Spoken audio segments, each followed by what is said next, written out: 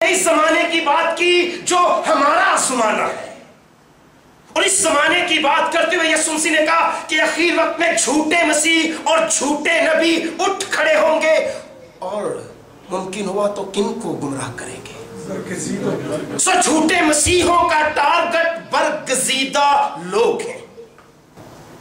मुझे इतना पता है कि मैं यीशु मसीह की कलीसिया का एक रुकन मत्ती रसूल की इंजील के 24वें बाब की 24वीं आयत में लिखा हुआ है, यीशु मसीह ने कहा, मत्ती रसूल की इंजील उसका 24वां बाब उसकी 24वीं आयत में झूठे मसीह और झूठे नबी उठ खड़े होंगे और ऐसे बड़े निशान और अजीब काम दिखाएंगे। अगर मुमकिन हो, आप पढ़े लिखे लोग हैं, क्या लिखा है? अगर मुमकिन हो, याद रखें, झूठे मसीहा झूठे नबी हर मुमकिन सूरत निकालने की कोशिश करते हैं कि किसी तरह से गुमराह करें। पहली सदी में बार कोकबा ने खुदा के लोगों को गुमराह किया, आखिरी सदी में झूठे मसीह और झूठे नबी खुदा के लोगों को गुमराह करेंगे, यहां तक कि मसीहों को भी धोखा दिया जाएगा, ईमानदारों को भी धोखा दिया जाएगा। जिस तरह पहली सदी में यहूदी धोखा खा गए, आखिरी सदी में मसीही भी धोखा खाएंगे।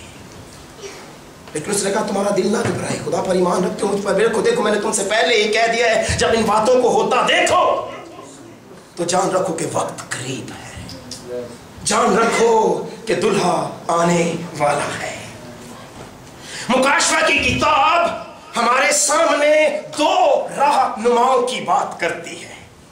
मुकाशवा की पूरी किताब हमें दो रहनुमा देती है। एक वो बर्रा है जो सारे जहान का गुनाह उठा ले जाता है, और एक वो हैवान है, 13वें बाब मुकाशवा में लिखा है, और सारी दुनिया ताज्जुब करती हुई उस हैवान के पीछे बोली।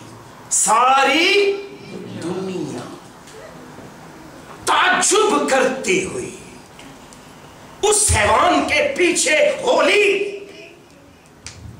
हमें इन दो रहनुमाओं में से एक की तो पैरवी करना है, या तो बर्रे की पैरवी में हम चलेंगे या फिर हैवान की पैरवी में चलेंगे। हमें एक गिरोह में होना है, या तो उस गिरोह में जो यस्सु के साथ है या फिर उस गिरोह में जो यस्सु का मुखालिफ गिरोह है, लेकिन हमें एक गिरोह में होना है।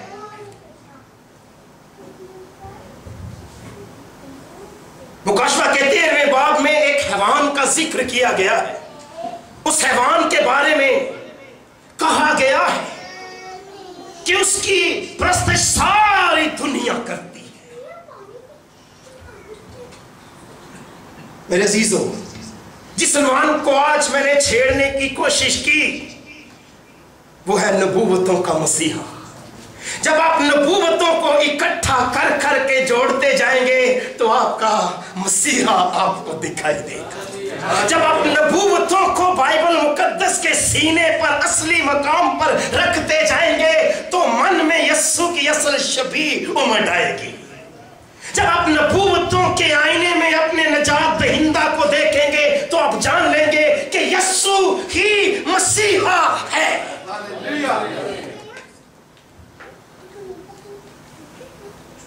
मुकाशवा बताता है कि यीशु मसीह का मुखालिफ हैवान है।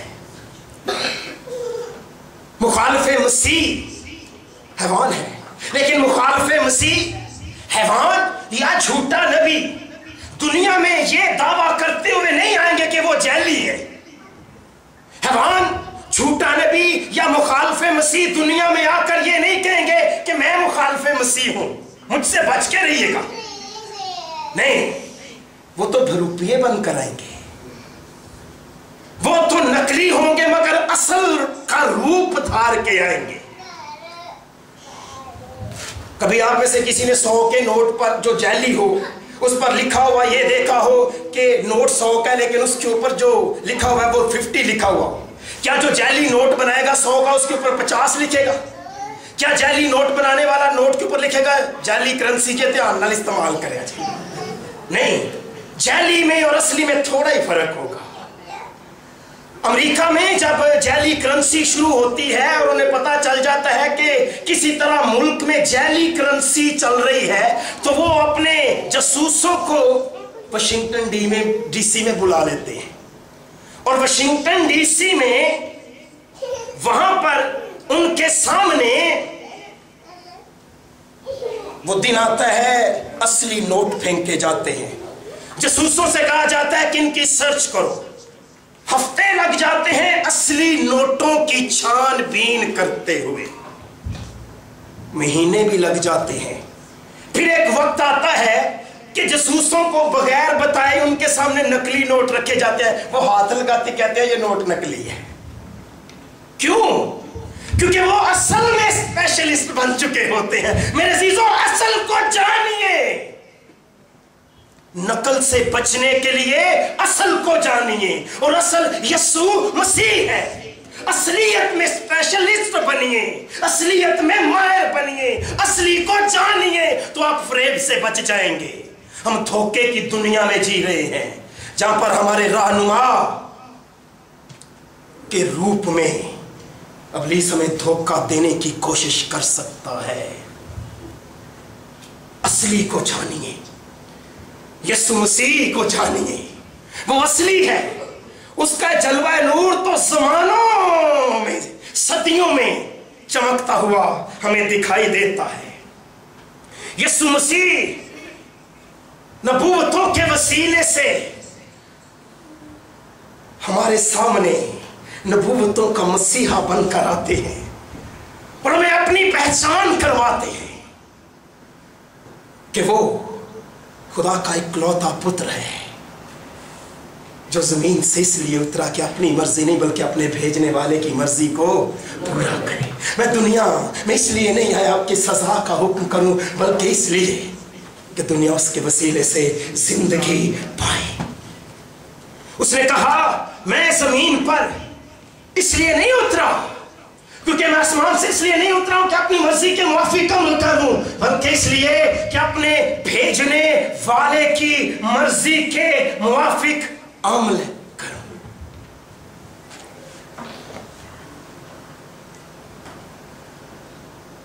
यीशु मसीह ने दावा किया कि वो अब्दियत में बाप के साथ रहा है। यीशु मसीह ने दावा किया कि वो इब्तदा से खुदा के साथ था, खुदा के साथ है, खुदा के साथ रहेगा। उसने दावा किया कि मैं आसमान से उतरा हूं। उसने दावा किया कि मैं आसमानी हूं। उसने दावा किया कि मैं आसमानी हूं, और हम आसमानी के परस्तार हैं। हम किसी खाकी के परस्तार नहीं हैं, हम जलाली के परस्तार हैं, हम लाफानी के परस्तार हैं। असली जमानों से वो बाप के साथ रहा, लेकिन वो इंसानी बदन में खुदा था। अभी गीत गाया जा रहा था, जब भी मुकद्दसा मरियम उसके मुंह को चूमती, उसके चेहरे को चूमती, तो वो खुदा के चेहरे को चूमती। वो मरियम की कोख में मुजस्सम इंसानी रूप में खुदा था, और हम यीशु में खुदा को देखते हैं। हम यीशु में खुदा को बसा हुआ जानते हैं। फर्ज करें अगर यीशु एक नेक इंसान है और इससे बढ़कर कुछ नहीं है। फर्ज करें अगर यीशु एक महज इखलाकी उस्ताद है, एक बहुत अच्छा टीचर है। फर्ज करें यीशु एक गुरु है, तो फिर आपके पास अपना गुरु है, हमके पास